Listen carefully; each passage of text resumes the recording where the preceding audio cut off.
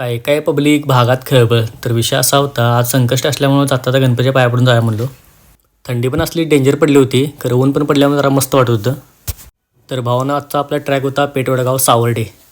टोपच्या अलीकडे आलो, ट्रॅफिक तर ढीग लागलेलं, काय समजत नव्हतं काय विषय आहे तो.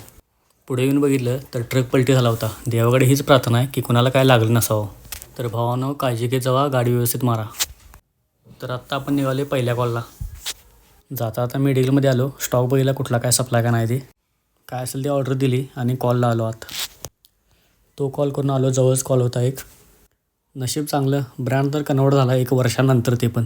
नंतर आलो तिसऱ्या कॉलला. डॉक्टरांनी कप सिरपचं सॅम्पल मागितलं होतं, ते घेतलं आणि आलो.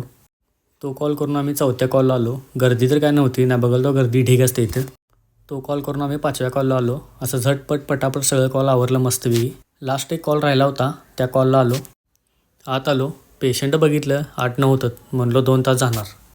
भावांनो, 10 सेकंदासाठी 2.5 तास वेटिंग करून आलो आणि काय म्हणतात एमआरना काय 10 मिनटाचं काम असते. कॉल आवरून साहेबांना सोडलं आणि बाहेर पडलो. उपवास असल्यामुळे भूक लागलेली, सफरचंद खाल्लं आणि बाहेर पडलो. भाग आपला विषय संपला. भागातलं कसं दिलको सुकून मिळतं आहे, त्यात ती कमान काढल्यामुळे कोल्हापुरात आलो आहे का नाही ते पण काय समजत नाही. तर भावानं हे आपली एमआरांची लाईफ.